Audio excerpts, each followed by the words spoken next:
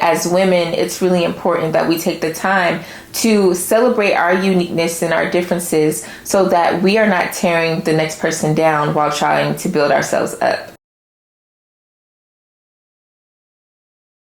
Hey beauty, welcome to my channel. My name is Deo Pasco, and since you are here, I believe it's safe to say that you are a lover of all things womanhood, femininity from a faith perspective, self-care, personal development, and other things that come up in healthy conversations amongst women. Today, I wanted to shed some light and to drop some keys on ways that you are able to not compare yourself amongst others around you, specifically women. I know that some people really do deal with this, and being that it is Thursday, I drop a podcast episode on She's So Soft, and I always drop a video that correlates to it. I did start the conversation over there and shed some light on the detriments of comparing yourself and why it's important that you stop doing so. But over here, I just want to share some of the reasons that you may be comparing yourself and where that comparison and jealousy, covetousness, or even enviness of other people's lives may be stemming from. Before we get into that, I'll just give a little background. I'm not someone who necessarily deals with comparing myself to other people. I am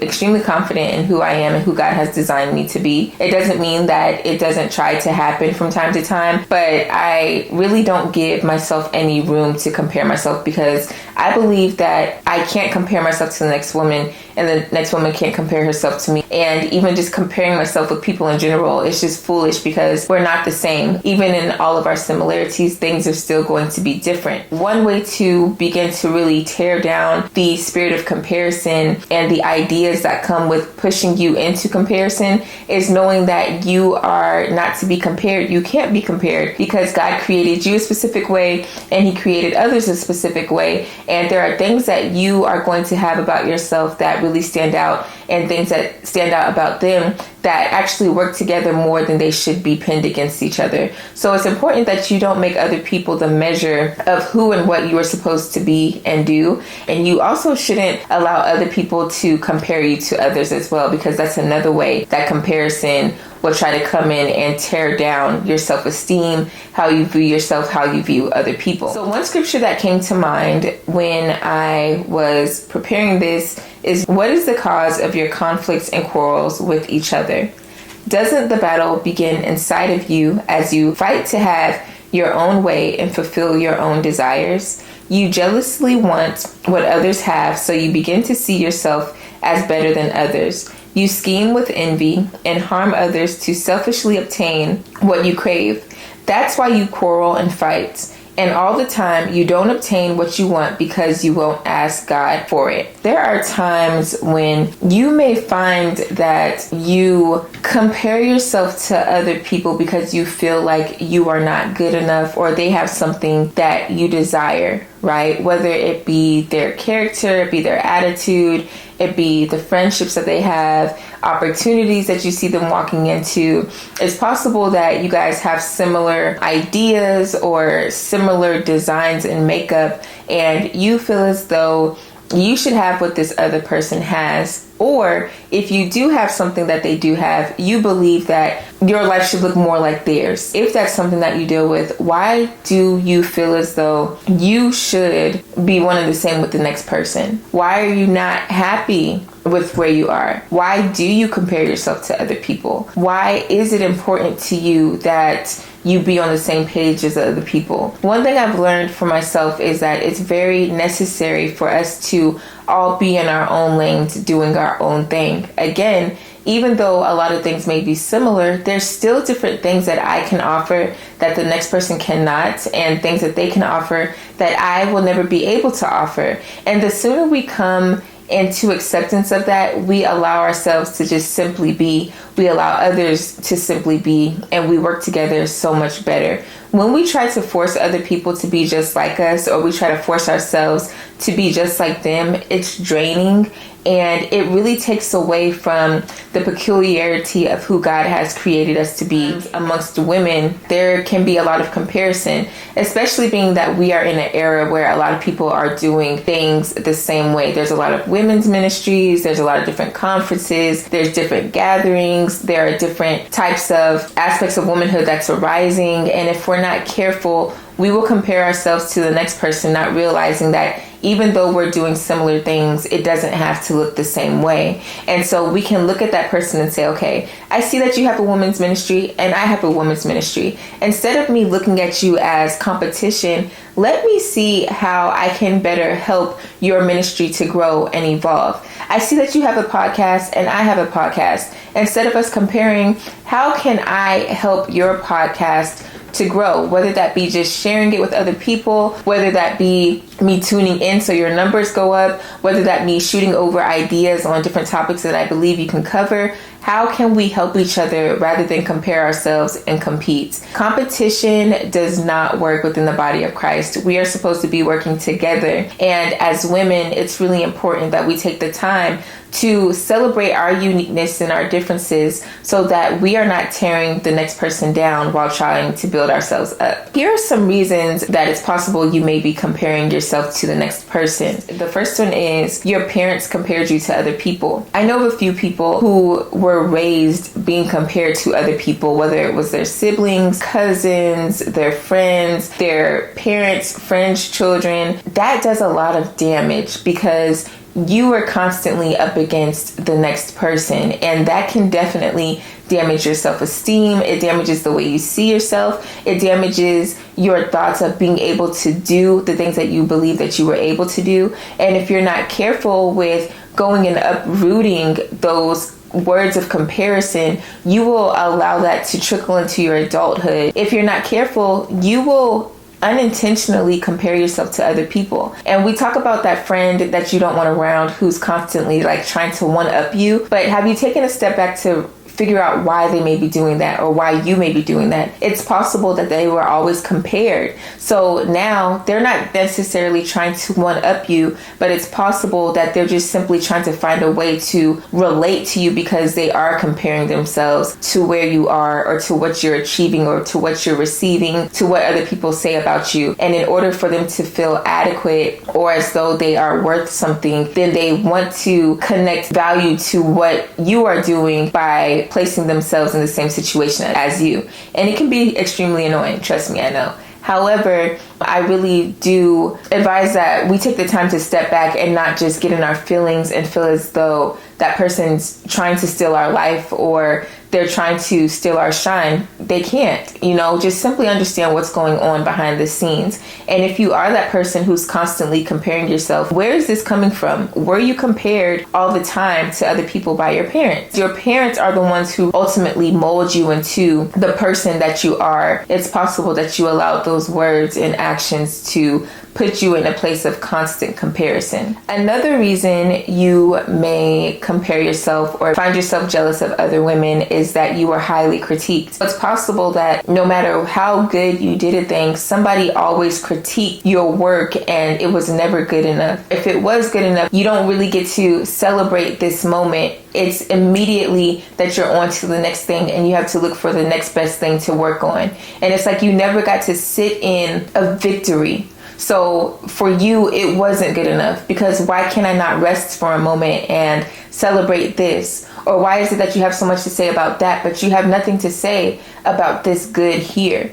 It's possible that critique pushed you into a place of comparison. And you may find now that you're extremely critical of yourself. And if you're highly critical of yourself, you're probably extremely critical of other people. You may be trying to figure out, okay, how can I stop being so critical? Give yourself grace. Be gentle with yourself. Have honest conversations with yourself, but don't expect perfection and give yourself permission to find contentment in what's going on now. The next one is, it's possible that nobody took the time to celebrate you. For instance, what if you were young and you never had a birthday party, but you noticed that your brothers and sisters were always giving birthday parties? So you were kind of raised to not celebrate you. You were raised to just put your accomplishments and things that were worthy of celebration on the back burner. It's possible that that is what is causing you to compare. Okay, well, this person's always celebrated. Why am I not being celebrated?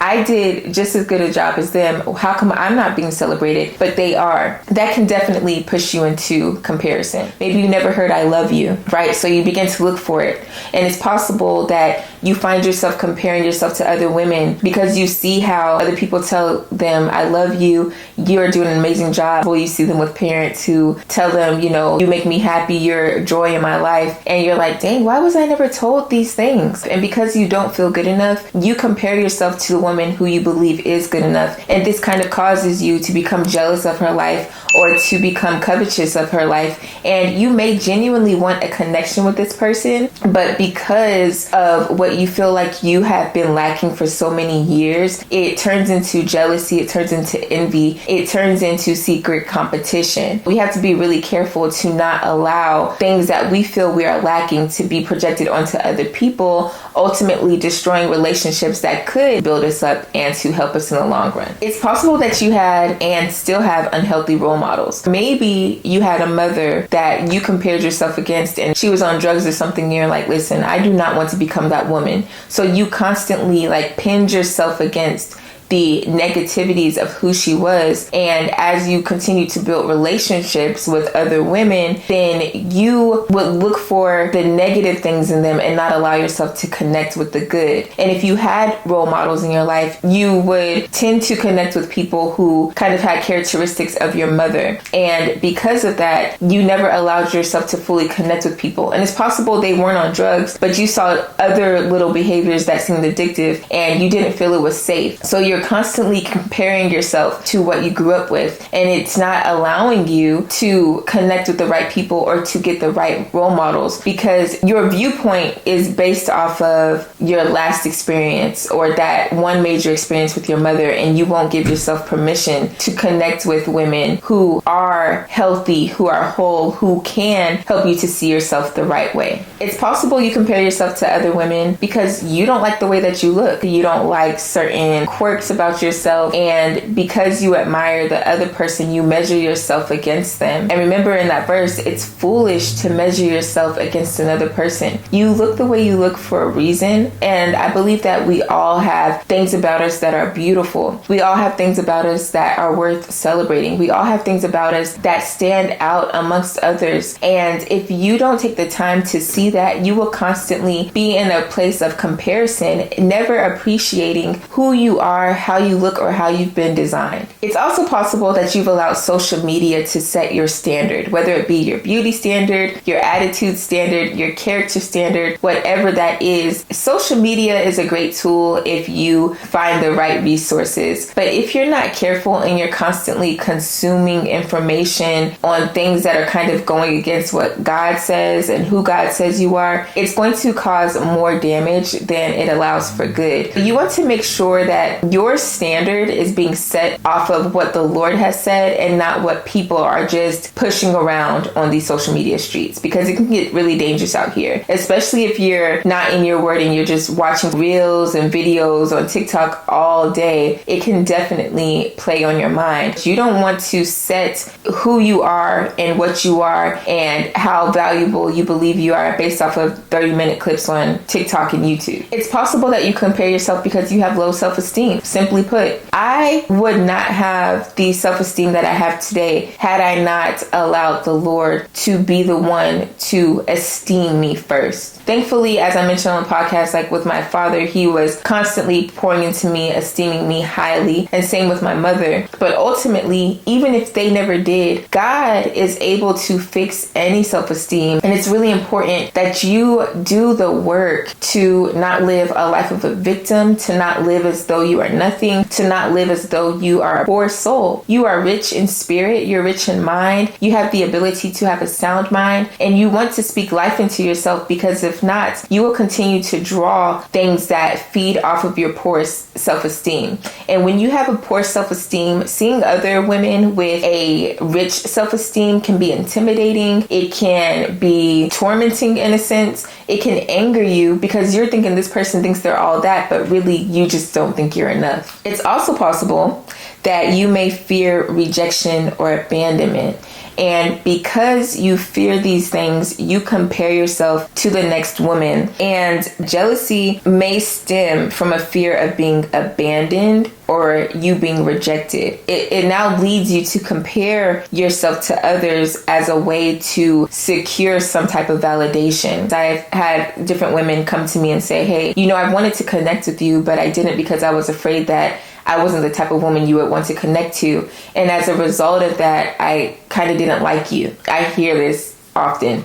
And I would just be like, well, you could have just connected with me, but because of their low view of self or because of, their past experiences with rejection and abandonment, they thought that I was going to do the same thing. And so what happened is before they even gave me the chance, not that I wanted to, but before even giving me the chance to reject them, they totally ejected themselves from the relationship because they feared that they would be rejected or abandoned by connecting with me. They didn't do it at all. But at the same time, they would kind of pin themselves against me because it made them feel more validated in doing so and as though they were safe. Deal with that rejection and abandonment, whether it be that it was a seed implanted in you when you were given up for adoption, or it's possible that you had, really close friends and they all dropped you, or it's possible that your mother left when you were 7. There's many different things that could have placed that abandonment or rejection for whatever reason. And one thing that I always remember is that rejection can oftentimes be a form of protection. Some people reject you not because they mean to do you ill or any type of harm, but they simply don't know why you want to connect to them and they don't trust it. So they reject you. Some people reject you because they just simply don't like you. Some people reject you because the Lord says, hey, this person has a background that you do not need to be connected to, and I don't want you connecting to them. There's many different reasons that rejections can happen. There's many different reasons that abandonment can happen. And it doesn't feel good in the moment, but sometimes it's necessary. And sometimes it simply happens because people don't know any better. Don't allow the fear of abandonment or the fear of rejection to not allow you to connect with women or to put yourself in a state of comparison against them when you could connect with them and find even more of yourself simply because of that relationship. Another one is you have an unhealthy competitive mindset. You think everybody's competing with you, or you feel like you're constantly competing with the next person, or you're always trying to one up the next person, or you're always trying to win when there's really no competition. Another reason you may compare yourself is because you feel inadequate when things aren't perfect. So where did that spirit of perfectionism come from? Why do you feel like things have to be perfect? And if they're not, then you don't hold as much value or you are inadequate. And so what happens is because you put these standards on yourself and you put these hardships on yourself, you think that everybody else is, and that's not always the case. And lastly, this is a big one. It's possible that you compare yourself to other people because you lack gratitude. Gratitude is a game changer for every single thing in life. If you